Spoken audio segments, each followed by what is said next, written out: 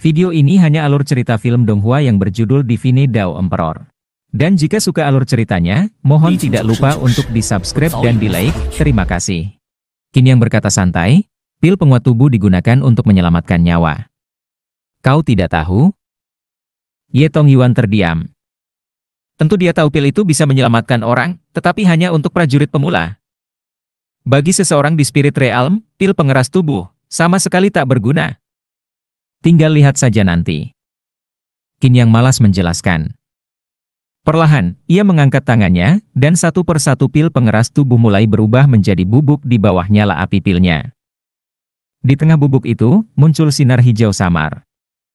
Ini, bagian dari ramuan Green Flame Grass dalam pil pengeras tubuh, seru Master Jiangrong terkejut. Semua orang bisa melihat bahwa Green Flame Grass adalah ramuan umum yang digunakan dalam pil pengeras tubuh. Fungsinya? Untuk menyeimbangkan tubuh. Namun, untuk apa Qin Yang melakukan ini? Di tengah keterkejutan mereka, Qin Yang perlahan memasukkan serat hijau itu ke dalam mulut Gu Yuehan. Proses ini berlangsung selama 1 jam penuh. Dan akhirnya, semua pil itu menjadi limbah. Hampir selesai. Qin Yang menghela napas. Hampir. Hampir apa? Semua orang kembali terkejut. Bocah bau, aku rasa kau hanya sedang mempermainkan kami, teriak Chu Fangsheng yang akhirnya tak bisa menahan diri lagi. Qin Yang membuat banyak misteri dan berpura-pura tidak terduga di depannya. Bahkan Master Jiangrong mengatakan bahwa dia tidak berdaya, bagaimana mungkin orang ini memiliki solusi? HMPH, aku sudah tahu, kau pasti berbohong. Chu Fangsheng berteriak, apa itu pil pemurnian yang dikondensasi? Bisakah efek mengondensasi rumput api hijau membangunkan Nyonya Ye? Kau pasti bercanda. Begitu hebohnya, seolah-olah sedang melakukan sesuatu yang luar biasa. Aku pikir kau sama sekali tidak percaya diri, dan ini semua omong kosong. Saat ini wajah Chu Fangsheng memerah. Dia sudah merasa tertekan. Sebelumnya, dia masih bersabar. Tetapi sekarang, setelah Qin Yang selesai menggunakan metodenya, Gu Yuehan masih terbaring di tempat tidur, tidak bergerak, tidak ada perubahan sama sekali. Bocah ini jelas pandai berakting, tapi dia sama sekali tidak yakin. Melihat Chu Fangsheng semakin gelisah, Qin Yang memandangnya dengan tatapan aneh. Mengapa kau melihatku seperti itu? Jika aku jadi kau? Qin Yang tersenyum dan berkata, aku akan menunggu sebentar, tidak akan langsung melompat seperti ini. Lagi pula, apa maksudmu? Sebelum Qin Yang selesai berbicara, sebuah suara tiba-tiba terdengar saat itu juga. Lembut dan merdu, dengan sedikit daya tarik magnetis, sangat nyaman didengar. Ibu. Yuer. Tiba-tiba, baik Ye Tongyuan maupun Ye Ziqing menjadi sangat bersemangat. Di atas tempat tidur, sosok yang membelakangi Qin Yang perlahan duduk. Itu adalah Gu Yuehan. Saat ini, kepucatan di wajah Gu Yuehan telah menghilang, digantikan oleh pesona dewasa yang anggun, kecantikannya tetap memesona, membuat hati berdebar. Nyonya Ye. Melihat Gu Yuehan bangkit dengan tampilan yang sepenuhnya baru, Chu Fangsheng tertegun. Chu Fangsheng.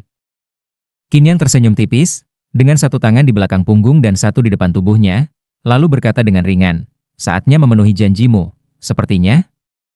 Kau harus berlutut dan menyebutku Tuan Qin dengan hormat. Begitu kata-kata ini keluar, wajah Chu Fangsheng langsung pucat. Tidak mungkin. Chu Fangsheng berteriak, kau pasti telah menggunakan sihir untuk menekan racun dalam tubuh Nyonya Ye sepenuhnya, tetapi itu telah menghabiskan semua vitalitasnya. Benarkah? Qin Yang berbicara lagi dan menggelengkan kepalanya. Aku merasa racun yang menyebar dalam tubuhku memang telah menghilang. Gu Yuehan berkata dengan heran saat itu juga, tidak tahu mengapa.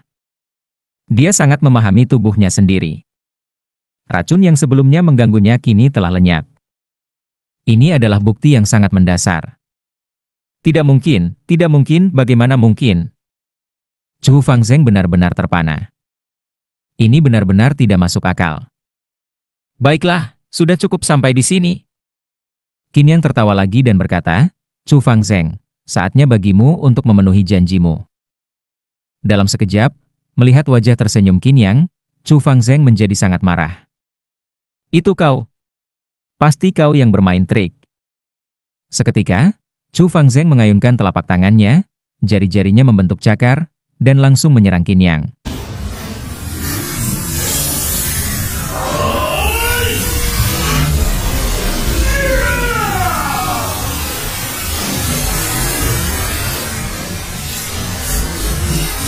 Aura yang ganas dan mengamuk dilepaskan secara bertubi-tubi saat itu juga, memberikan kesan seperti api yang berkobar menyapu segalanya.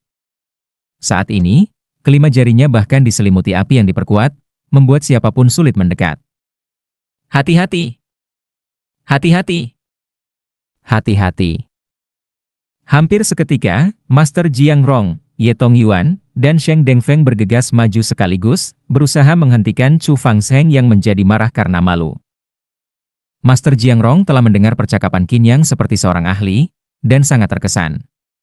Kali ini, setelah melihat Qin Yang menunjukkan keahlian alkimia dan menyembuhkan orang, ia merasa seolah menemukan seorang rekan sejati. Bagaimana mungkin Ye Tongyuan bisa membiarkan penyelamat istrinya terbunuh di depan matanya? Sedangkan Sheng Dengfeng, itu sudah pasti. Keahlian alkimia Qin Yang terlalu hebat, dan wawasannya luar biasa. Dengan Qin Yang di Kekaisaran Beiming, dia dan Sheng Xinhui dapat memperoleh peningkatan yang sangat besar. Belum lagi, bahkan Master Jiang Rong sekarang memandang Qin Yang dengan kagum. Tidak ada di antara mereka yang bisa membiarkan Qin Yang mati begitu saja. Namun, Chu Fangzheng sudah bersiap sejak awal, dan dia sangat dekat dengan Qin Yang. Ditambah dengan serangan mendadak ini, meskipun ketiga orang itu sangat kuat, semuanya sudah terlambat. Melihat adegan ini, Qin Yang tiba-tiba berbicara. Tampaknya, roh api langit benar-benar kau simpan untuk latihan sendiri. Menggelengkan kepalanya, Qin Yang menghela napas dan berkata, kenapa harus repot-repot? Jika kau berlutut dan memanggilku Tuan Qin, mungkin kau bisa hidup sedikit lebih lama. Boom! Di detik berikutnya, dalam sekejap, Qin Yang mengulurkan jarinya, dan aura yang kuat langsung membentuk tanda jari. Tanda jari itu, dengan tepat dan tanpa meleset, langsung menghantam telapak tangan Chu Fangzheng. Apa? Melihat adegan ini, semua orang tercengang. Tidak peduli seburuk apapun Chu Fangzheng, dia tetap seorang ahli di alam Lingtai. Qin Yang hanya berada di alam Linghai, berani menghadapinya dengan santai seperti ini? Bukankah itu mencari mati? Namun, semuanya hanya terjadi dalam sekejap mata. Di detik berikutnya, pemandangan mengejutkan kembali muncul. Begitu Qin Yang mengacungkan jarinya, tiba-tiba, Chu Fangzheng yang awalnya penuh percaya diri, tiba-tiba terselimuti api yang berkobar dan dalam sekejap memenuhi seluruh tubuhnya. Teriakan menyayat terdengar seketika, dan tubuh Chu Fangzheng langsung terbakar hanya dengan satu jari dari Qin Yang. Roh api langit, meskipun hanya setengah dari kekuatannya, kau tetap tidak bisa menelannya begitu saja. Apakah kau pikir istilah, membakar diri sendiri, diciptakan tanpa alasan? Qin Yang bertepuk tangan dan berbicara dengan tenang. Awalnya, aku berpikir membiarkanmu hidup beberapa bulan lagi jika kau berlutut dan menyebutku Tuan Qin. Tapi sekarang, aku pikir tidak perlu. Suara bergerak terus terdengar, dan setelah beberapa saat, tubuh Chu Fangzheng benar-benar lenyap, hanya menyisakan sebutir abu. Melihat adegan ini, Master Jiang Rong, Ye Tongyuan, dan Sheng Dengfeng masih dalam posisi siap bertindak tadi, tetapi masing-masing dari mereka sudah terdiam tak percaya. Apa yang baru saja terjadi? Hanya Ye Ziqing, di balik ekspresi tenangnya, tersirat sedikit keterkejutan, tetapi lebih dari itu, dia lebih mengkhawatirkan keselamatan ibunya. Tuan muda. Ye Ziqing berkata, ibuku, apakah dia benar-benar baik-baik saja? Mendengar ini, Qin Yang berbalik. Ibu dan anak ini benar-benar cantik, dan jika dibandingkan, yang satu memiliki pesona dewasa, sementara yang lainnya masih muda. Qin Yang berbicara lagi. Ada satu langkah terakhir. Setelah kata-kata Qin Yang jatuh, dia melihat ke arah semua orang dan berkata, kalian semua keluar dulu. Keluar? Mendengar ini, beberapa orang terkejut. Qin Yang, apa yang ingin dia lakukan? Melihat mereka masih ragu, Qin Yang berkata lagi, hanya Ziqing dan Nyonya Ye yang tetap di sini, yang lain keluar. Meskipun Ye Tongyuan khawatir, dia tetap keluar. Di dalam ruangan, suasana menjadi sunyi. Namun saat ini, di luar ruangan, Ye Tongyuan dan Sheng Dengfeng masih dalam keterkejutan. Bagaimana Qin Yang melakukannya? Chu Fangzheng, seorang ahli di tahap Lingtai, begitu saja terbunuh. Ini benar-benar tidak dapat diterima. Seorang kultivator di alam laut roh dapat dengan mudah membuat seorang ahli di alam platform roh lenyap begitu saja. Ini terlalu mengejutkan. Perlahan, Master Jiang berbicara. Lalu Chu Fangzheng, jika dugaanku benar, dia pasti telah menyatu dengan roh api surgawi dan ingin meningkatkan api pilnya. Tetapi dia terlalu terburu-buru. Tingkat api pil dalam tubuhnya meningkat dengan cepat, tetapi organ dalamnya tidak mampu menahannya. Itu bisa ditekan sebelumnya, tetapi begitu formula roh digunakan, hal itu akan membuat api pil menjadi tidak terkendali. Qin Yang menangkap titik lemah dari awal formula rohnya, langsung menembus dasar api pilnya, dan sedikit energi spiritual merusak stabilitas api pilnya. Itu seperti jerami terakhir yang mematahkan punggung unta. Api pil di dalam tubuh Chu Fangzheng berubah menjadi lautan yang mengamuk, membakarnya hidup-hidup. Setelah kata-kata ini diucapkan, beberapa orang akhirnya mengerti. Namun meski begitu, mereka masih merasa ngeri. Mudah untuk diucapkan dari mulut Master Jiang Rong, tetapi untuk melakukannya 100 hingga 1000 kali lebih sulit. Bahkan mereka tidak bisa melihat ini, tetapi Qin Yang tampaknya sudah mengetahuinya sebelumnya. Wawasan ini, keberanian, dan hati seperti ini, bagaimana mungkin dimiliki oleh seorang pemuda berusia 16 tahun? Namun pada saat ini, Cheng Xinrui merasakan sesuatu yang aneh. Terakhir kali, Qin Yang mengusir mereka semua dari ruang alkimia, tetapi menyembuhkan Ye Ziqing, dan proses penyembuhan itu penuh misteri. Kali ini, Qin Yang kembali mengusir mereka semua, hanya meninggalkan Gu Yuehan dan ibu anak Ye Ziqing. Jangan-jangan. Cheng Xinrui tiba-tiba berbicara dengan ekspresi aneh di wajahnya. Jangan-jangan apa? Melihat ekspresi aneh putranya, Sheng Dengfeng bertanya-tanya. Hah? Tidak ada. Cheng Xinrui tidak berani mengatakannya saat ini. Jika dia mengatakannya, dan ternyata benar seperti yang dia pikirkan, bahwa Qin Yang memiliki hobi yang tidak biasa dan menyukai situasi seperti itu, maka kepala Ye Tongyuan pasti akan ditumbuhi rumput. Qin Yang tidak bisa hanya menerima terima kasih yang besar, lalu dibiarkan begitu saja. Saat ini, jika Qin Yang tahu pikiran kotor di kepala Cheng Xinrui, dia pasti akan mengusir pria ini dari kelompoknya. Di dalam ruangan, Ye Ziqing menatap Qin Yang dengan ragu. Ibunya sudah sembuh, tetapi mengapa Qin Yang mengatakan bahwa ibunya masih memiliki masalah? Qin Yang menatap ibu dan anak itu, lalu berkata dengan tenang. Tingkat ke-9 dunia kultivasi, yaitu alam 9 gerbang, alam laut roh, pengumpulan laut roh, alam platform roh, pembentukan platform roh, alam roda roh, kondensasi 9 roda, dan alam jiwa adalah proses menggerakkan laut roh, dengan platform roh sebagai fondasi, dan roda roh sebagai penggeraknya, membangun tubuh dan jiwa. Kamu sekarang berada di alam roh. Laut roh, platform roh, dan roda roh semuanya berada di tingkat sempurna, tetapi rohmu rusak. Kamu bisa mencoba mengondensasikan jiwamu dan menjalankan auramu untuk melihat. Setelah kata-kata Qin Yang selesai, Gu Yuehan merasa bingung, tetapi tetap mengikuti perintahnya. Perlahan, Gu Yuehan membuka matanya dengan terkejut. Apakah kamu merasakan dengan jelas ada 2 pusaran di dalam tubuh dan antara jiwa, 1 yin dan 1 yang, dan saat kamu mengedarkan jiwa, mereka akan segera muncul? Itu benar. Mendengar ini, Gu Yuehan semakin terkejut.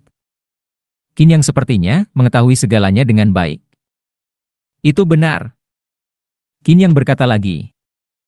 Racun dingin dari kalajengking lengan 9 netar dan racun api dari roh api langit saling berpadu, menyebabkan perubahan aneh dalam tubuhmu. Aku baru saja mengubah 2 racun ini menjadi 2 jenis kekuatan dan menyimpannya di dalam tubuhmu, tetapi begitu kamu menggunakan kekuatan spiritualmu, kedua kekuatan ini akan muncul dan mengganggumu. Mendengar ini, wajah Ye Ziqing menjadi terkejut. Apa yang dimaksud Qin Yang adalah, meskipun ibunya telah sembuh, kekuatannya akan sangat berkurang. Ini merupakan kerugian besar bagi keluarga Ye. Terutama ayahnya, sebagai kepala keluarga Ye, tanpa pendamping yang kuat seperti ibunya, banyak hal tidak akan berjalan dengan lancar. Tuan muda pasti memiliki solusinya, bukan?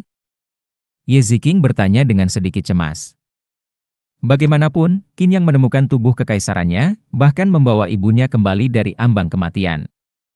Sekarang sepertinya meminta terlalu banyak pada Qin Yang. Tentu saja ada cara. Qin Yang duduk dengan santai, menatap ibu dan anak itu, lalu berkata, "Tapi kalian harus bersumpah bahwa masalah ini tidak akan pernah bocor, bahkan ayahmu pun tidak boleh tahu." Mendengar ini, ekspresi Ye Ziking berubah. Sebelumnya, ketika Qin Yang membantunya menggali fisik 9 putaran kekaisaran, dia tidak seketat ini, tetapi sekarang, dia sangat serius. "Baiklah." Ye Ziking langsung menyetujuinya. Melihat putrinya begitu tegas, Gu Yuehan juga mengangguk. Ibu dan anak itu segera bersumpah. Qin Yang mengangguk. Dulu, ketika Kaisar Jiuyo masih ada, dia memiliki banyak murid, dan di antaranya ada seseorang bernama Yin Yang Shengzun. Yin Yang Shengzun memiliki fisik Yin Yang yang luar biasa. Pada awalnya, dia berlatih sebuah teknik spiritual yang disebut Yin Yang Yunling Jue. Formula Yin Yang ini adalah formula spiritual tingkat 4, dan merupakan awal bagi Yin Yang Shengzun untuk mengendalikan fisik Yin Yang-nya sendiri. Bukan karena formula spiritual ini kuat, tetapi karena formula ini bisa dianggap sebagai model untuk mengatur atribut Yin Yang. Racun dingin dan panas dalam tubuhmu telah mengondensasikan 2 pusaran, 1 panas dan 1 dingin, seperti Yin dan Yang. Sekarang, dengan berlatih formula spiritual ini, kamu dapat mengondensasikan pusaran panas dan dingin. Saat kamu menggunakan formula spiritual, kekuatannya bisa lebih dari 10 kali lipat. Qin Yang berkata dengan tenang, seolah-olah sedang mengenang masa lalu. Tanah ini disebut Benua Jiuyo, dan juga tempat di mana dia mengalami kehidupan pertamanya dulu. Benua Jiuyo dinamai menurut dirinya, Kaisar Agung Jiuyo. Tidak diketahui seberapa banyak warisannya terkandung dalam benua ini. Banyak murid dan cucunya telah berakar di sini, menjadi generasi kuat berikutnya. Kaisar Ming Yuan, pendiri Kekaisaran Beiming, juga pendiri Akademi Tianshan, lapis lazuli. Sementara itu, Yin Yang Shengzun adalah salah satu muridnya. Qin Yang menghela napas dan berkata, Yin Yang Yunling Jue dibagi menjadi 4 tingkat. Aku akan mengajarkan tingkat pertama kepada ibumu sekarang. Di dalam ruangan, Qin Yang perlahan mulai menjelaskan. Gu Yuehan dan Ye Ziking mendengarkan dengan saksama. Waktu berlalu sedikit demi sedikit, hingga akhirnya, pintu terbuka. Qin Yang melangkah keluar. "Tuan Muda Qin." Ye Tongyuan segera menghampiri. "Istrimu sudah sembuh, jangan khawatir." "Terima kasih, Tuan Qin." Ye Tongyuan merasa lega. Sementara itu, Master Jiang Rong, Sheng Dengfeng, dan Sheng Xinrui berdiri di samping. "Ikut denganku." Qin Yang melambaikan tangannya kepada Ye Ziking. "Baik." Dua sosok berjalan di dalam kediaman Ye yang luas. Jiang Rong dan yang lainnya mengikuti dengan hati-hati. "Kamu telah mencapai tingkat kelima alam laut roh bukan?" Qin Yang bertanya tiba-tiba, menatap Ye Ziking. "Baik." Ye Ziking mengangguk, dia terlihat cukup imut. Jika para bangsawan muda dari ibu kota kekaisaran melihatnya, mereka mungkin tidak akan bisa menahan diri untuk berteriak kegirangan. Meskipun lebih lambat dari yang aku bayangkan, tapi itu bisa dimengerti. Qin Yang kembali berbicara, seperti yang sudah kukatakan sebelumnya, selama kau mau tetap berada di sisiku dengan sukarela, menjadi pelayanku, dan dengan hormat memanggilku, Tuan Muda, aku tidak akan membiarkanmu menderita. Setelah mengatakan itu, Qin Yang melanjutkan, kau memiliki tubuh eksklusif yang disebut tubuh 9 putaran ekskuisit. Tubuh seperti ini secara alami dapat terus berkembang dan memperkuat fisik seorang prajurit. Tapi jika tidak menggunakan metode yang tepat, tingkat peningkatan ini akan berkurang drastis. Sekarang, aku akan memberimu sebuah teknik kultivasi. Qin Yang menatap Ye Ziking dengan serius dan berkata, seni tubuh giok 9 putaran. Mendengar ini, ekspresi Ye Ziking menjadi aneh. "Ada masalah?" tanya Qin Yang. "Bagaimana kau bisa memiliki seni tubuh giok 9 putaran?" Ye Ziking benar-benar tidak bisa memahaminya. Lalu berkata, tubuh 9 putaran ekskuisit memang paling cocok dikembangkan dengan seni tubuh giok 9 putaran. Ayahku juga sudah menyelidikinya. Tapi, seni tubuh giok 9 putaran adalah teknik tingkat 9. Di zaman sekarang, bukan hanya di dalam Kekaisaran Beiming, bahkan di seluruh benua Jiuyo, hampir tidak ada teknik spiritual tingkat 9. Apalagi yang begitu mendalam dan misterius seperti ini. Kau meragukanku? Tidak berani. Ye Ziking langsung menundukkan kepala dan berkata, hanya saja aku benar-benar tidak bisa memahami ini. Dia benar-benar tidak bisa memahami. Qin yang jelas hanya seorang pemuda berusia 16 tahun yang telah tinggal di keluarga Lin sepanjang hidupnya. Selain membangkitkan gerbang bintang dan menjadi seorang prajurit bintang, dia tidak memiliki hal lain yang istimewa. Selain itu, gerbang bintang milik Qin Yang sudah dirampas. Namun sekarang, kekuatan Qin Yang menjadi semakin menakutkan. Dan dia juga terlihat begitu luar biasa, bukan seperti pemuda biasa, tetapi lebih seperti monster tua yang merasuki tubuhnya. Jika bukan karena Qin Yang saat ini masih bertindak sesuai dengan pikirannya sendiri, Ye Ziqing mungkin akan benar-benar curiga bahwa dia telah dirasuki sesuatu. Kau seharusnya tidak bertanya, jadi jangan bertanya. Qin Yang berkata dengan lugas, aku akan memberimu bagian pertama dari seni tubuh giok 9 putaran sekarang. Ketika kau mencapai tahap spiritual, kau bisa mulai mempelajari bagian kedua. Oh ya, kau sebaiknya berhenti berlatih pedang. Qin Yang berkata dengan serius, ilmu pedang benar-benar tidak cocok untukmu. Mendengar ini, Ye Ziqing sedikit tidak terima. Di ibu kota kekaisaran, ilmu pedangnya dianggap salah satu yang terbaik di antara generasi muda. Banyak jenius berbakat yang dikalahkan oleh pedangnya. Namun, Qin Yang justru mengatakan bahwa ilmu pedang tidak cocok untuknya, bahkan sudah mengatakannya lebih dari sekali. Kau tidak percaya? Qin Yang bertanya dengan santai. Berikan pedangmu padaku. Ye Ziqing menyerahkan pedangnya kepada Qin Yang. Senjata spiritual tingkat 1, lumayan juga. Qin Yang mengambil pedang itu, mengayunkan tangannya, dan pedang itu mengeluarkan dengungan. Lalu, dia mengayunkan pedangnya sekali, dan tidak jauh di depan mereka, sebuah pohon sebesar mangkuk mulai bergetar pelan. Daun-daunnya berguguran, dan Qin Yang tetap berdiri di tempat sambil menggerakkan pedangnya. Terdengar suara tajam yang menusuk udara. Pedang panjang itu berubah menjadi gelombang energi pedang yang tajam dan langsung melesat keluar. Secara bertahap, tanah mulai terbelah, dan cahaya-cahaya kecil muncul di atasnya. Daun-daun yang jatuh ke tanah tiba-tiba membentuk pola menyerupai sosok manusia. Jika diperhatikan lebih dekat, sosok itu sangat mirip dengan Ye Ziqing. Melihat ini, Ye Ziqing tercengang. Mengendalikan energi pedang hingga ke tingkat ini benar-benar luar biasa. Bahkan di Akademi Dewa, dia belum pernah melihat seorang mentor atau tetua yang bisa melakukan hal seperti ini. Inilah ilmu pedang yang sebenarnya. Qin Yang menyarungkan pedangnya dan berkata, kau tidak cocok berlatih pedang. Percayalah padaku dan beralihlah ke cambuk panjang. Teknik cambuk menggunakan kelembutan untuk mengalahkan kekuatan keras. Sama seperti tubuh 9 putaran ekskuisit milikmu. Fleksibilitas yang dikembangkan hingga tingkat tertinggi dapat menghancurkan semua yang kaku. Kau pasti bisa memahaminya. Ye Ziqing terdiam. Setidaknya, sejak dia mengenal Qin Yang hingga sekarang, semua yang dikatakan Qin Yang, dia tidak bisa membantahnya.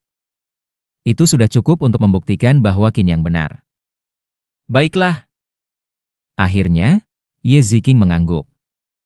Qin Yang pun mentransmisikan bagian pertama dari seni tubuh giok 9 putaran kepada Ye Ziqing dan menyuruhnya untuk tidak terburu-buru. Lalu, dia pergi meninggalkan kediaman keluarga Lin. Di jalan, Qin Yang berjalan berdampingan dengan Jiang Rong. Sheng Dengfeng dan Sheng Xinhui mengikuti di belakang mereka. Apa yang mereka lihat hari ini membuat Sheng Dengfeng dan Sheng Xinhui semakin kagum dan menghormati Qin Yang. Seorang pemuda berusia 16 tahun bisa menunjukkan kekuatan yang begitu luar biasa. Ini benar-benar di luar pemahaman mereka. Setelah kembali ke pavilion Shengdan, Master Jiang Rong terus mengganggu Qin Yang, mengajaknya minum teh dan berdiskusi tentang Tao. Tapi sebenarnya, dia hanya ingin bertanya tentang masalah-masalah yang tidak bisa dia pecahkan. Dan Qin Yang tidak keberatan. Meskipun kemampuannya dalam alkimia luar biasa, setelah bertahun-tahun, banyak perubahan telah terjadi di benua Jiuyo. Dari Jiang Rong, dia bisa mendapatkan beberapa informasi baru.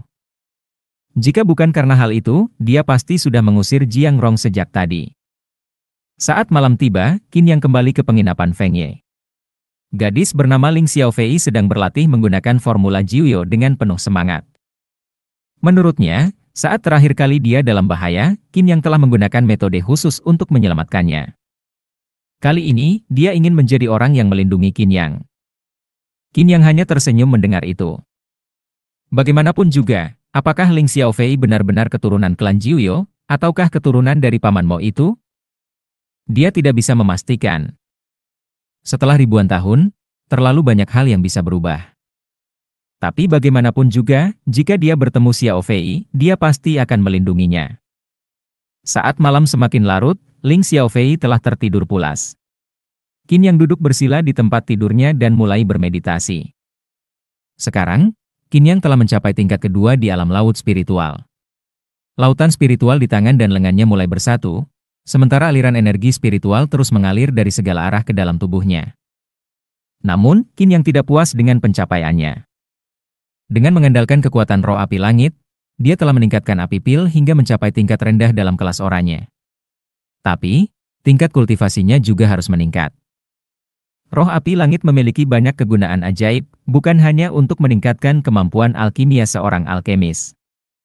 Perlahan, Qin yang menutup matanya.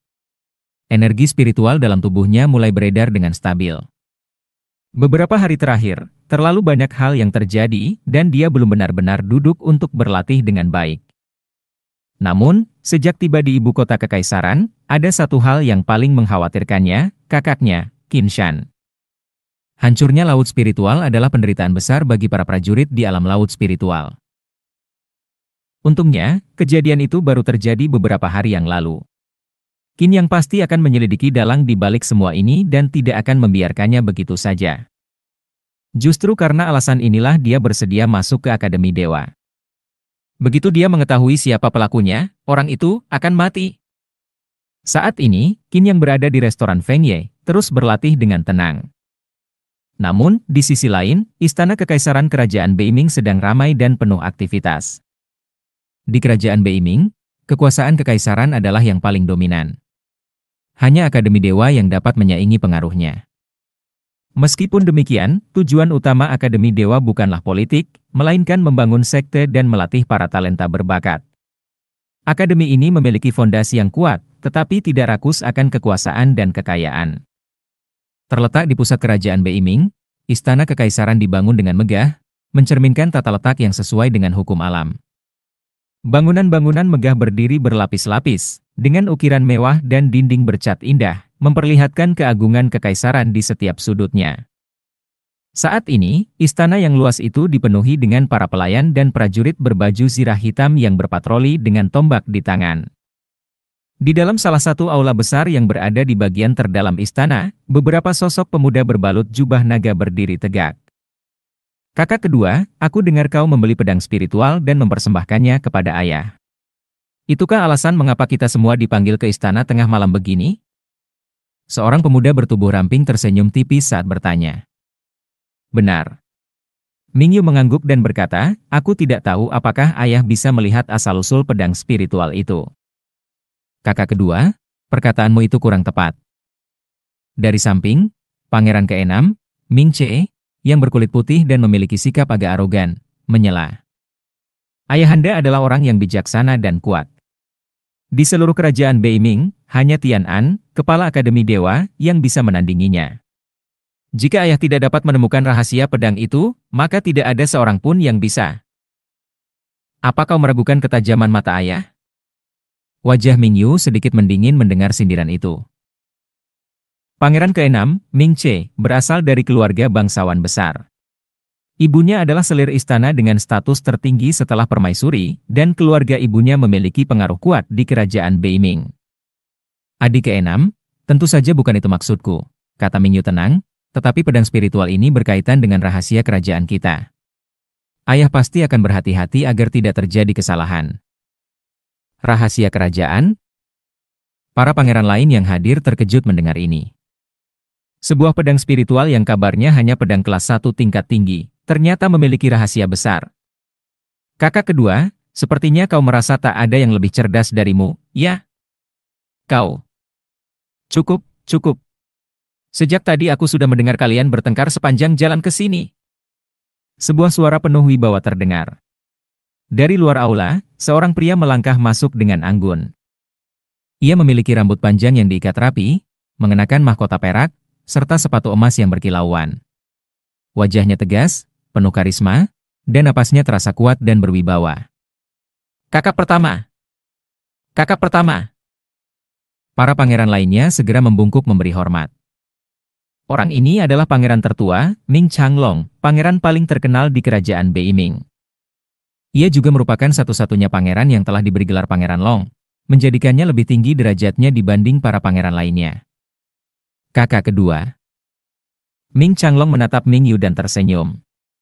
Aku mendengar dari ayah bahwa kau akan mendapatkan hadiah besar atas jasamu kali ini. Melayani ayahanda adalah kewajibanku. Aku tak berani berharap mendapat imbalan. Ming Yu menjawab dengan sopan. Tetap saja, hadiah itu harus diberikan. Tiba-tiba, suara berat terdengar di seluruh aula. Dari balik tirai, beberapa sosok muncul dengan diam-diam, dan di tengah mereka, berdiri seorang pria bertubuh tegap yang melangkah maju. Ia mengenakan jubah naga emas tua, dengan sulaman naga emas besar di dadanya yang tampak ganas, menciptakan aura mendominasi yang seolah mampu melahap langit dan bumi. Mata tajam, hidung mancung, dan wajah yang tampak seperti diukir dari batu, membuatnya terlihat luar biasa berwibawa. Ayahanda! Para pangeran segera bersujud. Orang ini adalah Kaisar Mingyong, penguasa kerajaan Beiming. Berdiri. Kaisar Mingyong melambaikan tangan dan duduk di kursinya. Di sisi kiri dan kanannya, dua pengawal dengan pedang masing-masing membawa dua kotak pedang di tangan mereka. Mingyu memang berjasa besar kali ini. Kaisar Mingyong berkata dengan tenang, jadi, aku akan memberinya gelar baru. Mulai sekarang, dia akan menjadi Pangeran Yu. Pangeran Yu. Para pangeran yang hadir terkejut. Hanya karena menemukan satu pedang, Ming Yu langsung diberi gelar pangeran? Saat ini, satu-satunya pangeran yang memiliki gelar pangeran adalah Ming Changlong, yang telah memenangkan banyak pertempuran dan berada di alam lingtai. Tapi Ming Yu, yang bahkan tidak memiliki pencapaian militer, diberi gelar begitu tinggi hanya karena menemukan pedang? Pedang macam apa sebenarnya ini? Selain itu, mengapa Kaisar Mingyong memanggil mereka tengah malam begini? Ayahanda. Ming Che segera angkat bicara, kakak kedua hanya menemukan pedang. Jika ayah menganugerahinya gelar pangeran, dunia luar akan menganggap ayah. Akan menganggap aku apa? Kaisar Mingyong menatapnya dingin. Menganggap ayah lebih mementingkan benda daripada kekuatan, hingga negara lain meremehkan kerajaan Beiming. Suasana dalam aula menjadi hening. Setelah beberapa saat, Kaisar Mingyong akhirnya berbicara. Tunjukkan pedang itu kepada mereka. Pengawal di kiri dan kanan membuka kotak pedang panjang. Ini. Pedang King Yue. Ming Changlong menatapnya dengan penuh takjub. Pedang King Yue ditempa oleh Kaisar Ming Yuan, pendiri kerajaan Beiming. Meskipun hanya senjata spiritual kelas 1, dikatakan bahwa pedang ini menyimpan rahasia besar kerajaan kita. Saat kotak pedang kedua dibuka, sebuah pedang lain muncul. Ini. Ming Changlong tampak kaget. Pedang Qing Yang. Wajah Ming Changlong langsung berubah penuh kegembiraan. Tak heran ayah memberikan penghargaan sebesar ini kepada kakak kedua. Pedang Qing Yang. Ming Che juga tampak terkejut. Konon, pedang Qing Yang dan pedang Qing Yue adalah sepasang pedang yang dibuat oleh Kaisar Ming Yuan, pendiri kerajaan Beiming, dan menyimpan sebuah rahasia besar. Kerajaan Beiming telah berdiri selama puluhan ribu tahun. Selama beberapa generasi, para kaisar telah mencoba mengumpulkan kedua pedang legendaris ini. Namun, hingga masa pemerintahan Kaisar Mingyong, mereka hanya berhasil menemukan pedang Qing Yue. Dan kini, pedang Qing Yang telah ditemukan. Melihat pemandangan ini, Ming Che menyadari bahwa penghargaan yang diberikan kepada Ming Yu memang sangat pantas. Bagaimanapun juga, pedang Yin Yang ini memegang sebuah rahasia yang berhubungan dengan kerajaan.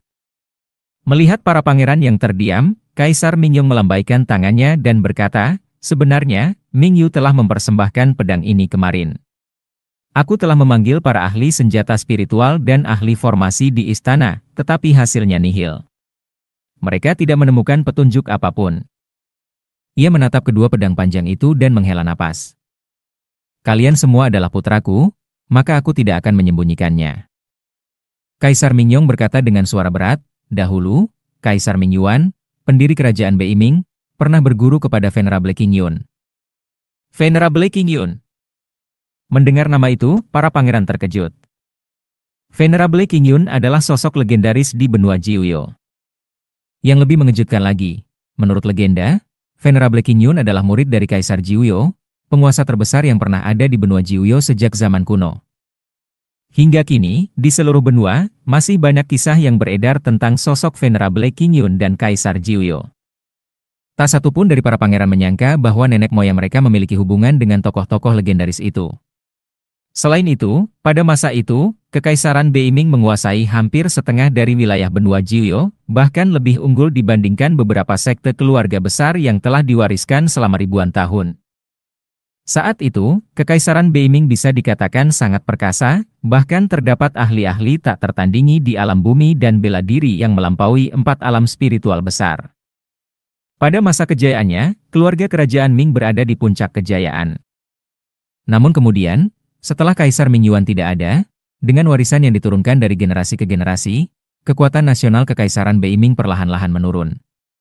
Sekarang, kami hanya bisa disebut sebagai sebuah kekaisaran. Kalian tahu, dulu, ketika leluhur kita mendirikan kerajaan Beiming, bahkan kekuatan sekte di benua Jiuyo harus menjauh. Berbicara sampai di sini, Kaisar Mingyong tampak kesepian dan tak berdaya. Menjaga kejayaan jauh lebih sulit daripada membangunnya. Begitu generasi muda mulai lengah, pondasi yang dibangun oleh leluhur akan musnah. Perbedaan antara kerajaan Beiming di masa lalu dan Kekaisaran Beiming yang sekarang sangatlah besar, bagaikan langit dan bumi. Kini, di benua Jiuyo, sekte-sekte besar bermunculan, dan Kekaisaran Beiming harus tunduk kepada mereka, bahkan harus terus memberikan upeti demi bertahan hidup. Waktu berlalu, puluhan ribu tahun cukup untuk mengubah segalanya. Kaisar Mingyong menghela napas, lalu berkata lagi, dari kejayaan menuju kemunduran memang mudah terjadi, sehingga dalam kurun waktu ini, banyak kitab kuno dan harta karun kerajaan kita yang telah dirampas. Pada awalnya, Kekaisaran ini memiliki banyak teknik spiritual tingkat 5 dan 6, tetapi sekarang teknik spiritual tingkat 4 saja sudah dianggap sebagai warisan berharga. Di keluarga kerajaan, tidak ada lagi ahli yang melampaui 4 alam spiritual besar, dan Kekaisaran Beiming kini hanya menguasai beberapa ratus daerah dan kota, dengan luas wilayah hanya puluhan ribu mil. Puluhan ribu mil terdengar luas, tetapi dibandingkan dengan seluruh benua Jiuyo, itu hanyalah sepetak kecil tanah. Teknik spiritual tingkat 5, tingkat 6. Mendengar ini, para pangeran merasa tak berdaya. Saat ini, di Kekaisaran Beiming, para pejuang di alam spiritual sudah dianggap sebagai ahli terkuat. Harga sebuah rumus spiritual tingkat 4 sangatlah tinggi.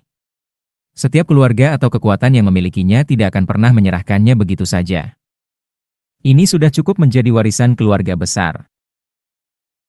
Dalam kekaisaran yang luas ini, teknik spiritual tingkat 4 sudah dianggap sebagai puncak kekuatan, bagaikan para pejuang di alam spiritual yang berada di atas segalanya.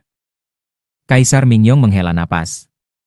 Saat berbicara tentang masa lalu, sebagai keturunan Kaisar Ming Yuan dan penguasa Kekaisaran Beiming saat ini, ia memiliki ambisi besar dalam hatinya, tetapi tidak dapat mewujudkannya. Hal ini membuatnya merasa sangat bersalah. Pedang Qingyang dan pedang Qingyue adalah dua pedang spiritual tingkat 1 yang tersisa dari masa itu. Kaisar Mingyong melanjutkan, meskipun hanya pedang spiritual tingkat 1, di dalamnya terdapat sebuah teknik spiritual tingkat 4, Tinju Raja Neraka. Tinju Raja Neraka adalah teknik spiritual tingkat 4 yang diciptakan oleh leluhur kita, dan ini sangat cocok bagi keturunan keluarga Ming untuk berlatih. Teknik spiritual tingkat 4 ini bahkan sebanding dengan teknik spiritual tingkat 5 bagi mereka yang mencapai Mahayana. Mendengar kata-kata ini, para pangeran yang hadir langsung menahan napas. Teknik spiritual tingkat 4, Tinju Raja Neraka, sudah cukup untuk mengejutkan mereka. Namun, jika teknik spiritual tingkat 4 ini sebanding dengan tingkat 5. Tingkat 5. Itu konsep yang luar biasa. Dalam seluruh kekaisaran, teknik spiritual tingkat 5 adalah teknik yang sangat langka dan kuat. Jika keluarga kerajaan dapat menguasainya, maka kekuatan mereka akan meningkat pesat. Dalam beberapa dekade mendatang, mungkin akan muncul ahli yang melampaui 4 alam spiritual besar. Jika itu terjadi, kebangkitan kekaisaran hanya tinggal menunggu waktu. Para pangeran menatap Kaisar Mingyong dengan penuh harap. Jangan terlalu senang dulu. Kaisar Mingyong berkata dengan getir, aku telah mengamati kedua pedang ini, tetapi aku tidak bisa menemukan metodenya. Aku yakin bahwa ini adalah pedang Qing Yang dan pedang Qing Yue yang diwariskan oleh leluhur kita, tetapi aku tidak bisa memahami rahasianya. Begitu kata-kata ini diucapkan, semangat semua orang langsung meredup. Rasanya seperti menemukan jalan menuju kebangkitan kekaisaran, tetapi gerbangnya tertutup rapat, dan meskipun mereka memegang kuncinya, mereka tidak tahu di mana letaknya. Alasan aku memanggil kalian semua ke sini adalah karena hal ini. Kaisar Mingyong berkata dengan serius, siapapun yang bisa mengungkap rahasia dalam kedua pedang ini, aku akan menjadikannya sebagai putra mahkota. Mendesis. Di ruangan itu, semua pangeran langsung menarik napas dalam-dalam. Mengungkap rahasia dalam pedang, menemukan metode pelatihan tinju Raja Neraka, lalu menjadi putra mahkota. Ini adalah godaan yang luar biasa besar. Selama bertahun-tahun, jabatan putra mahkota adalah sesuatu yang selalu mereka idamkan. Sekarang, Kaisar Mingyong telah memberikan mereka sebuah kesempatan emas. Dalam waktu 3 hari, kalian boleh mencari bantuan dan membawa mereka ke dalam istana. Jika kalian bisa membuka pedang ini, aku akan menobatkannya saat itu juga. Siapapun yang berhasil membuka rahasia pedang ini akan mendapatkan hadiah besar. Setelah mengatakan itu, Kaisar Mingyong melambaikan tangannya dan meninggalkan tempat itu. Di dalam aula utama, para pangeran langsung tenggelam dalam pikirannya masing-masing. Bahkan sebelum mereka sempat mengucapkan selamat kepada Mingyu atas pengangkatannya sebagai Pangeran Yu, mereka segera bubar. 3 hari adalah waktu yang sangat berharga. Mereka harus berusaha sebaik mungkin, karena ini menyangkut posisi putra mahkota, dan mereka tidak boleh lengah sedikit pun. Mingyu tidak langsung meninggalkan istana. Sekarang, sebagai Pangeran Yu, ia memiliki hak untuk memasuki istana dan menemui ibunya. Di dalam harem, di istana ibunya, Mingyu menceritakan seluruh kejadian malam itu. Itu adalah hal yang bagus. Sebagai ibu Mingyu, Selir Shu, nama aslinya Qin Shuyue, bukan berasal dari keluarga bangsawan, tetapi merupakan keturunan keluarga Qin, penguasa sebuah daerah di Kekaisaran Beiming. Dibandingkan dengan latar belakang ibu para pangeran lainnya, kedudukan Mingyu memang yang paling lemah. Namun, jika ayah sendiri tidak bisa memecahkannya, bagaimana mungkin aku bisa? Mingyu merasa sedikit putus asa. Kakak pertama dan adik keenam memiliki latar belakang kuat. Mereka pasti bisa menemukan ahli senjata spiritual tingkat 4 atau ahli formasi tingkat 4, sementara aku. Mendengar ini, Selir Shu mengerutkan alisnya. Dari mana kau mendapatkan pedang ini? Aku mendapatkannya di rumah lelang Pavilion Shengdan. Rumah lelang? Qin Yang. Saat itu juga, mata Mingyu bersinar dengan penuh harapan. Qin Yang. Mingyu teringat kembali bagaimana Qin Yang begitu percaya diri saat melelang pedang itu sebelumnya. Dia pasti tahu bahwa pedang ini bukan pedang biasa, itulah sebabnya dia begitu yakin. Ibu, aku mengerti sekarang. Aku akan segera menemuinya. Mingyu segera bergegas pergi. Melihat putranya yang tampak begitu bersemangat, Qin Shuyue hanya bisa menghela napas pelan. Orang tua kesepian. Hamba di sini. Di dalam ruangan, sosok bayangan muncul dengan tiba-tiba, tanpa suara, seperti hantu. Selidiki asal-usul Qin Yang itu. Hamba akan segera melaksanakannya. Saat lelaki tua itu hendak pergi, Qin Shuyue kembali menghela napas dan berkata, dulu, ketika Kekaisaran Beiming masih bernama Kerajaan Beiming, leluhur keluarga Qinku juga pernah mengikuti Kaisar Mingyuan dalam peperangan, mencatat banyak jasa besar. Andai saja keluarga Qinku tetap seperti dulu. Nona! Lelaki tua itu berkata dengan suara rendah, Tuan muda sekarang sangat ambisius. Keluarga Qin dan keluarga Ming kini telah menjadi sekutu yang erat. Ini juga merupakan hal yang baik. Ya? Qin Shuyue berkata lagi, jika gulungan Suzaku dan gulungan Xuanwu dari kitab 4 inkarnasi roh milik keluarga Qinku masih ada, keadaan tidak akan seperti ini. Aku hanya seorang penguasa wilayah kecil. Setidaknya, saat ini aku bisa sekuat keluarga Ye dan keluarga Su. Mendengar itu, lelaki tua tersebut hanya bisa menghela napas perlahan, tanpa berkata apa-apa lagi, lalu menghilang ke dalam kegelapan. Qin Yang tidak tahu apa yang terjadi di keluarga kerajaan, dan tentu saja, dia juga tidak tertarik untuk mengetahuinya. Setelah berlatih sepanjang malam hingga fajar menyingsing, Qin Yang perlahan meregangkan tubuhnya. Xiao Fei tidur hingga pagi, dan melihat Qin yang begadang semalaman, dia diam-diam mengepalkan tinjunya dan bertekad bahwa dia juga harus berusaha keras dalam berlatih. Namun, kalimat berikutnya yang keluar dari mulutnya adalah lapar. Pagi-pagi sekali, dua sosok berjalan keluar dari restoran Feng Ye. Tidak ada pilihan lain. Selera Xiao Fei sudah dimanjakan oleh koki utama restoran Sheng Kue, dan sekarang, dia sama sekali tidak menyukai makanan di restoran Feng Ye. Keduanya baru saja turun tangga ketika pada saat itu, sebuah sosok perlahan berjalan mendekat. Kamu lagi? Melihat orang yang datang, ekspresi tidak senang muncul di antara alis Qin Yang. Tuan Muda Qin. Mingyu saat ini tampak sangat hormat, dan berkata dengan senyum ringan, Tuan Muda Qin, aku salah sebelumnya. Tuan Muda Qin telah menemukan harta yang hilang untuk keluarga kerajaanku. Aku seharusnya berterima kasih. Dan aku tidak seharusnya bermain trik. Asalkan kamu tahu kesalahanmu, aku tidak butuh permintaan maafmu. Qin Yang melambaikan tangannya dan berkata, aku akan sarapan sekarang, lebih baik kamu tidak membuatku kesal saat ini. Kenapa kau seperti ini? Komandan Du di sisi lain mendengus saat itu juga, Pangeranku, sekarang dia adalah Pangeran Yu. Lalu kenapa kalau Pangeran Yu? Ekspresi meremehkan muncul di mata Qin Yang. Leluhurmu dari Kekaisaran Beiming, Kaisar Ming Yuan, membangun keluarga kerajaan Beiming dan mendirikan kerajaan Beiming sendirian.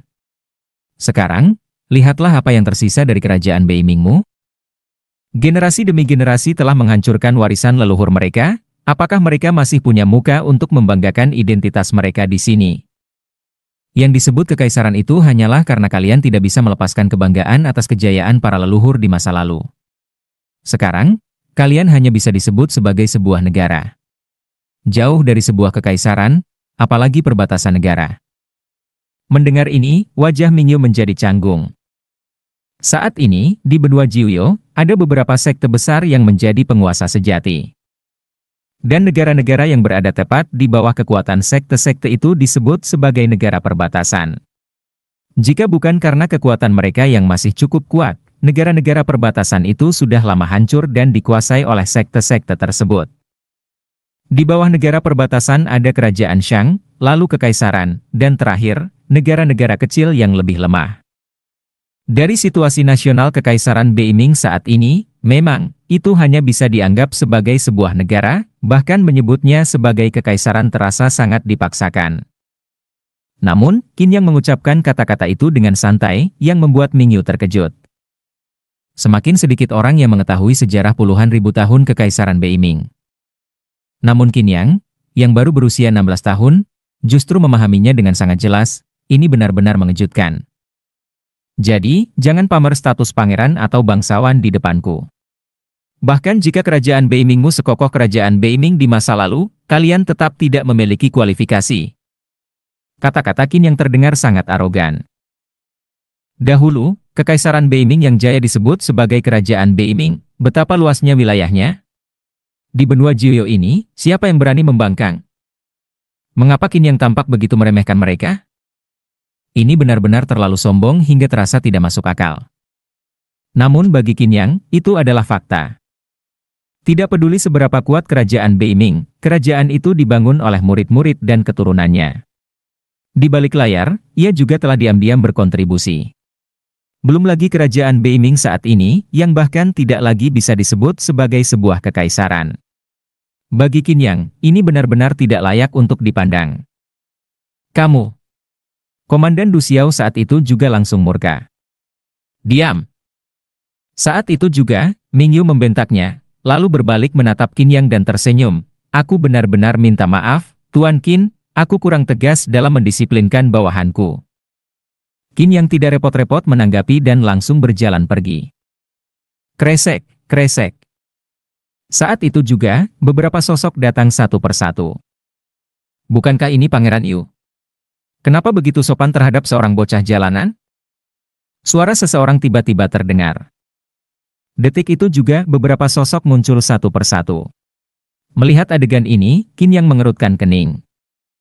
Pemimpin dari kelompok itu mengenakan pakaian mewah, memiliki aura luar biasa, dan menunjukkan sikap penuh kebanggaan.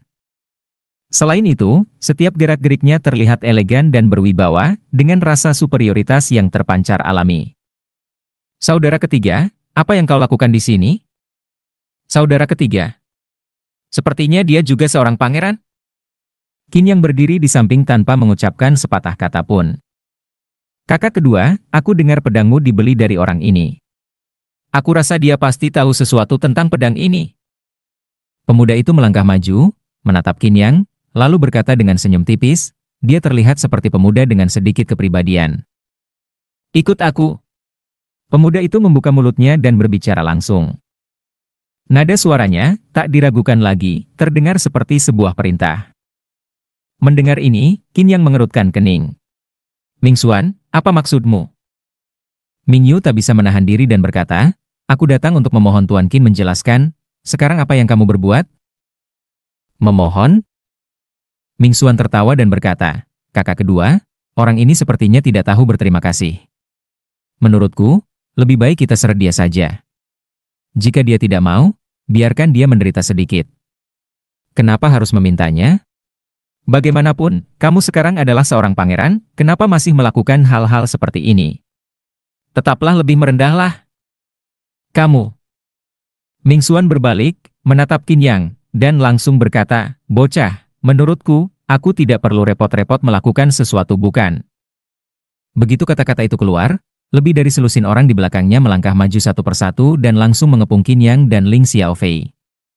Ming Xuan, jangan bertindak gegabah. Gegabah?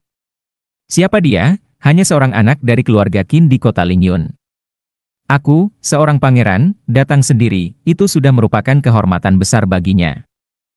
Ming Xuan mencibir dan berkata, jika dia tidak mau, aku tidak keberatan memerintahkan seseorang untuk melenyapkan keluarga Qin. Begitu kata-kata ini keluar, wajah Ming Yu langsung berubah.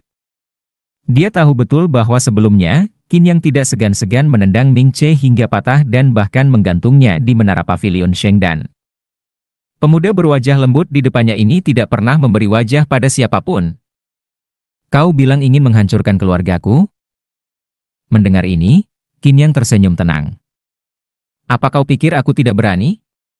Melihat senyum remeh Qin Yang, Ming Xuan mendengus, aku hanya butuh satu perintah, dan keluargamu akan musnah hari ini juga. Sayangnya, kau tidak akan mendapat kesempatan. Saat itu juga, Qin Yang melangkah maju, dan dalam sekejap, sebuah tanda terbentuk di telapak tangannya. Kamu ingin menyerangku? Ming Xuan mencibir dan langsung maju. Dia adalah seorang pangeran kekaisaran, berada di tingkat kelima alam laut roh, Spirit Sea Realm. Seorang Qin Yang tak berarti, apa yang bisa dia lakukan? Boom! Dalam sekejap, kedua sosok itu bentrok. Bagus, anak ini, di usia semuda ini, sudah mencapai tingkat ketiga alam laut roh. Ming Xuan mendengus, lalu kembali menghantam dengan telapak tangannya. Namun tiba-tiba, dia merasakan ada sesuatu yang tidak beres. Kekuatan Qin Yang sangat mengerikan, sama sekali tidak seperti seseorang yang baru berada di tingkat ketiga alam laut roh. Segel api Syura. Sebuah tanda langsung menempel pada telapak tangan Ming Xuan dan merambat ke atas melalui lengannya. Segel itu melilit lengan Ming Xuan dan melepaskan hawa panas yang membakar, bergejolak seperti gelombang yang terus menggulung. Qin Yang mencapai tingkat ketiga alam laut roh, Linghai Realm, dan 3 titik akupunturnya di tangan, lengan, serta kaki mengembun menjadi laut roh. Berbeda dengan para pendekar biasa, setiap kali laut roh miliknya terbentuk, ia membutuhkan penggabungan 9 laut roh kecil untuk menyelesaikannya. Dengan metode seperti itu, kekuatannya di tingkat ketiga alam laut roh cukup untuk meledakkan lawan, bahkan jauh melampaui kekuatan prajurit tingkat kelima alam laut roh. Apa? Dalam sekejap, segel api itu langsung membakar, terdengar suara cici lala, dan diikuti bunyi retakan yang keras. Trak! Lengan kiri Ming Xuan langsung patah, jatuh ke tanah, berubah menjadi abu, dan menghilang dalam sekejap. Segel api Asura, Asura Flame Seal, adalah seni spiritual tingkat 1, yang secara alami berfungsi untuk membakar dan memusnahkan. Qin yang telah menyerap roh api langit dan menyimpan api pil dalam tubuhnya, membuat teknik ini semakin sempurna. Ming Xuan benar-benar menjerit kesakitan. Qin Yang berani menghancurkan salah satu lengannya. Lengan yang hilang ini, kecuali jika ia menemukan obat ajaib dari surga dan bumi yang mampu menumbuhkan kembali daging dan tulang, maka seumur hidupnya, ia akan menjadi orang cacat. Bunuh dia! Bunuh dia semua untukku! Ming Xuan benar-benar murka saat ini. Di sisi lain, Ming Yu benar-benar terpana. Qin Yang telah melumpuhkan lengan Ming Xuan. Ini bukan sesuatu yang bisa diselesaikan semudah mematahkan lengan Ming Che sebelumnya.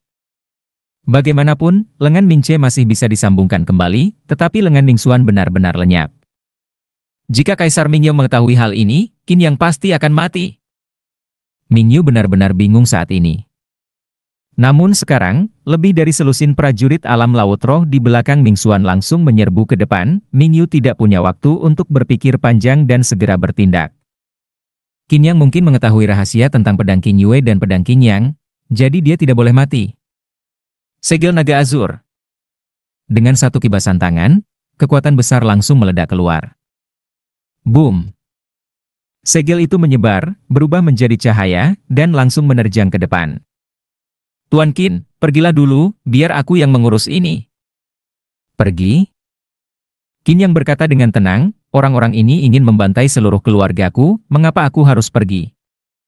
Mendengar ini, Ming Yu hanya merasa kepalanya berputar. Bagaimana ini bisa terjadi? Qin Yang benar-benar tidak takut pada siapapun. Apakah dia tidak tahu bahwa yang ingin dia bunuh adalah seorang pangeran? Segel harimau putih. Melihat belasan orang menyerangnya, Ming Yu sekali lagi menerjang ke depan.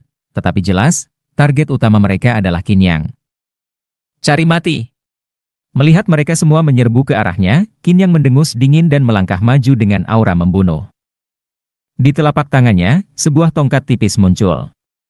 Dengan satu tusukan, seorang prajurit tingkat ketiga alam laut roh yang memegang pedang tiba-tiba merasakan dunianya menggelap. Serak! Tongkat tipis itu menembus pedang panjangnya dan langsung menusuk dadanya, menembus sepenuhnya. Hingga ajal menjemput, prajurit itu bahkan tidak sempat melihat dengan jelas apa yang dipegang Qin Yang di tangannya.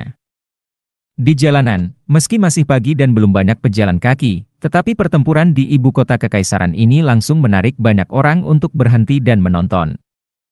Satu demi satu mayat berguguran, dan pada saat ini, aura pembunuhan dalam hati Qin Yang mulai meledak. Berani mengancam keluarganya. Bahkan jika Kaisar Ming yang berdiri di sini, dia tetap akan menamparnya. Wus! Namun, pada saat itu, terdengar suara siulan tajam di udara. Di sudut jalan, beberapa sosok melesat dengan cepat. Yang memimpin adalah Ye Ziqing, bersama Kulau dan Ye Liang, yang datang dengan ekspresi membunuh. Cerak! Sebilah cambuk panjang melesat keluar. Ye Ziqing mengayunkannya langsung, membuat seorang pengawal jatuh seketika. Dia mendarat di sisi Qin Yang, lalu menatap sekeliling dengan waspada. Tuanku, aku datang terlambat. Belum terlambat. Qin Yang berhenti, lalu berkata santai, orang-orang ini belum cukup kuat untuk mengancamku. Mendengar ini, Ye Ziqing langsung teringat pada metode mengerikan yang digunakan Qin Yang malam itu. Dia pun memahami bahwa meskipun mereka tidak datang, Qin Yang tetap bisa mengatasinya dengan tenang. Namun kali ini, saat melihat Ming Xuan yang merangkak di tanah dengan satu lengan hilang, Ye Ziqing sama sekali tidak terkejut. Apapun yang Qin Yang lakukan, baginya itu sudah menjadi hal yang normal. Lebih dari selusin prajurit dihalangi oleh Ming Yu, juga oleh Ye Ziqing dan kelompoknya. Saat ini, Qin Yang memegang tongkat tipisnya dan berjalan mendekati Ming Xuan. Kamu, apa yang ingin kamu lakukan? Ming Xuan berkata ketakutan, aku adalah pangeran keluarga kerajaan Beiming, putra Kaisar Mingyong, berani-beraninya kamu mau membunuhku? Tentu saja aku berani. Qin Yang membungkuk, melangkah maju, dan berkata dengan nada dingin, Ming Che, aku tidak membunuhnya. Aku berpikir, bagaimanapun juga, dia adalah keturunan Kaisar Ming Yuan. Aku telah mengampuninya 2 kali. Tetapi kali ini, termasuk kamu, adalah yang ketiga kalinya. Seperti pepatah, 1 kali masih bisa dimaafkan, 2 kali masih bisa ditoleransi, tetapi 3 kali? Kalau tidak, orang akan benar-benar mengira aku takut pada keluarga Ming kalian? Menurutku, keturunan Kaisar Ming Yuan semakin tidak berguna. Akan lebih baik jika menyingkirkan beberapa benih busuk. Begitu kata-kata Qin Yang jatuh, tongkat tipis di tangannya langsung melesat ke depan. Tongkat tipis itu melesat tanpa suara dengan kecepatan yang luar biasa. Lancang! Namun, pada saat itu juga, terdengar teriakan lantang. Di jalan, beberapa sosok mendekat. Pemimpin mereka mengenakan mahkota hitam, sepatu bot hitam, jubah hitam, dan di dadanya terpampang sulaman naga emas berkaki 5. Ini masalah besar sekarang. Wajah Mingyu tampak cemas saat ini. Paman Wang. Mingyu menatap pria berjubah hitam itu dan segera memberi hormat dengan kedua tangannya. Yuer, apa yang kau lakukan? Saudaramu hampir terbunuh, tetapi kau malah membantu orang lain. Pria berjubah hitam itu berbicara dengan tangan di belakang punggungnya, kemarahannya jelas terasa. Paman Wang? Jangan panggil aku Paman Wang, aku adalah Raja Yu, aku tidak punya keponakan sepertimu. Mendengar ini, wajah Mingyu langsung pucat. Apa? Setelah diangkat menjadi Pangeran Yu, kamu merasa memiliki kekuatan penuh? Berani-beraninya kamu membunuh saudaramu? Saya tidak. Raja Yu. Salah satu pangeran paling berpengaruh di Kekaisaran Beiming, adik kandung kaisar saat ini, dan statusnya tak tertandingi di antara para pejabat dan bangsawan. Setelah dimarahi oleh Raja Yu, ekspresi Mingyu menjadi semakin suram. Dia sendiri bukan berasal dari garis keturunan utama, dan latar belakang ibunya pun lemah. Di dalam keluarga kerajaan, hanya sedikit orang yang benar-benar menghormatinya. Raja Yu mendengus dan mengalihkan pandangannya ke arah Qin Yang. Tak peduli seberapa besar kesalahan Ming Xuan, jika kau berani membantai seorang pangeran di jalanan, itu adalah kejahatan yang pantas dihukum mati. Mendengar ini, Ye Ziqing berdiri di depan Qin Yang sambil memegang cambuk sepanjang 3 zhang. Gadis kecil dari keluarga Ye. Raja Yu mendengus lagi. Ayahmu masih ada, meskipun kau telah membangkitkan tubuh kaisar, tapi setidaknya untuk saat ini, kau bukan apa-apa. Kalau begitu, silakan coba. Ye Ziqing menjawab dengan tenang. Mendengar ini, Raja Yu hanya menggelengkan kepalanya. Matanya akhirnya tertuju pada Qin Yang. Jika aku jadi kamu, aku akan segera melepaskan orang di bawah kakimu, kata Raja Yu dingin, dengan nada penuh niat membunuh.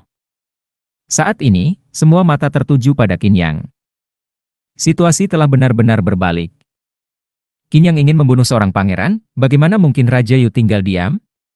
Sekarang, Qin Yang harus mati. Melihat kemunculan Raja Yu, Qin Yang mengangkat tongkat tipisnya dan mengarahkannya ke rahang Ming Xuan. Dalam hidupku, hal yang paling aku benci adalah ancaman. Paf. Setelah kata-kata itu terucap, Qin Yang tidak ragu sedikit pun. Tongkat tipis itu langsung menembus leher Ming Xuan, dan darah mengalir deras tanpa henti. Dalam sekejap, semua orang benar-benar tercengang. Ming Xuan menekan lehernya, tetapi darah yang mengalir tidak bisa dihentikan. Dia ingin berbicara, tetapi tidak satu kata pun bisa keluar dari mulutnya. Hingga napas terakhirnya, dia tidak pernah menyangka bahwa Qin Yang benar-benar berani membunuhnya. Sebagai pangeran kekaisaran, bukan hanya Qin Yang, bahkan keluarga-keluarga besar seperti keluarga Ye, Su, Wang, dan Kuo pun tidak akan berani membunuhnya, bahkan sekadar mencoba membunuhnya pun mereka tidak akan berani. Namun Qin Yang, di hadapan pamannya sendiri, benar-benar membunuhnya.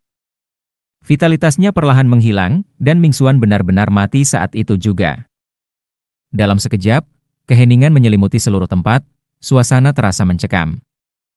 Saat ini, wajah Ming Yu pucat pasi. Selesai sudah.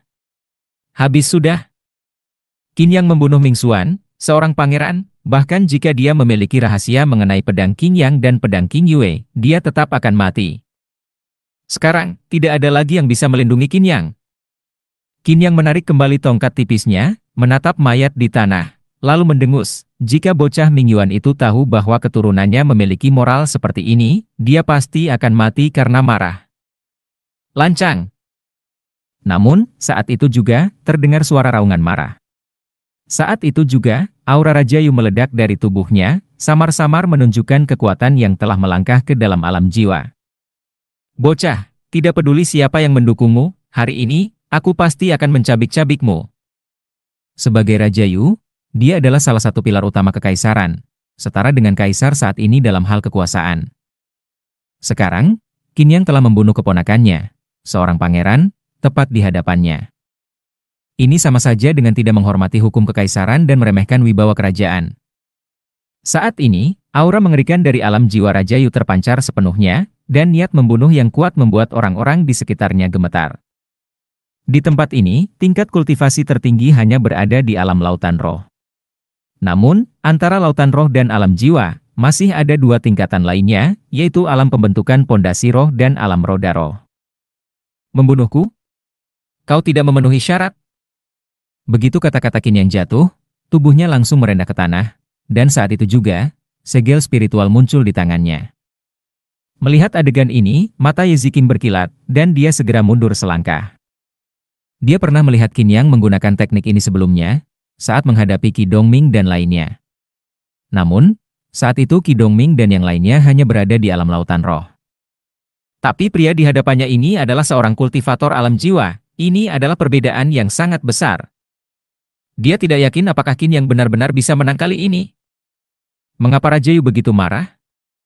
Namun, tepat ketika Raja Yu hendak menyerang, terdengar suara angin yang berdesir di depan Qin Yang, dan kemudian sebuah sosok muncul. Sheng Dengfeng. Melihat orang yang datang, Raja Yu jelas terkejut. Sheng Dengfeng adalah pemilik pavilion Shengdan, dan bisnisnya tersebar di seluruh kekaisaran.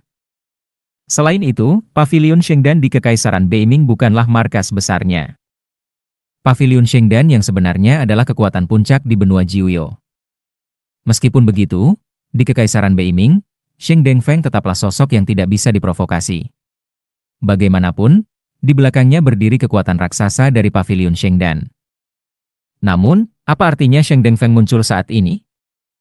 Apakah dia datang untuk membela Qin Yang? Siapa sebenarnya bocah ini? Ye Ziqing dari keluarga Ye berdiri di sisinya, dan sekarang bahkan Sheng Dengfeng muncul secara langsung. Ketua Pavilion Shengdan. Yuang berkata dengan sungguh-sungguh, anak ini membunuh keturunan keluarga kerajaan, dia pantas mati. Aku rasa tidak ada yang perlu didiskusikan lagi dalam masalah ini, bukan? Mungkin masih bisa didiskusikan. Sheng Dengfeng tersenyum dan berkata, jika kematian seorang pangeran bisa ditukar dengan kerja sama antara pavilion Shengdan dan keluarga kerajaan, bagaimana menurutmu? Begitu kata-kata ini keluar, Raja Yu langsung tertegun. Pavilion Shengdan selama ini mengendalikan pasokan eliksir dan senjata spiritual di Kekaisaran Beiming, yang secara signifikan merugikan keuntungan kerajaan. Namun, keluarga kerajaan tidak bisa berbuat banyak karena latar belakang Pavilion Shengdan yang sangat kuat. Selain itu, Pavilion Shengdan selalu menolak bekerja sama, sehingga kerajaan hanya bisa terus bernegosiasi, berharap bisa menjalin kemitraan. Tak disangka, Sheng Dengfeng kini bersedia berkompromi demi Qin Yang. Aku tidak bisa membuat keputusan dalam masalah ini, aku harus menyerahkannya kepada kakak Wang untuk menyelesaikannya sendiri. Raja Yu berkata dengan suara dalam, bagaimanapun, aku harus membawa anak ini. Bagaimana masalah ini akan diselesaikan, tetap harus ditentukan oleh Yang Mulia sekarang. Mendengar ini, Sheng Dengfeng tampak canggung dan menatap Qin Yang.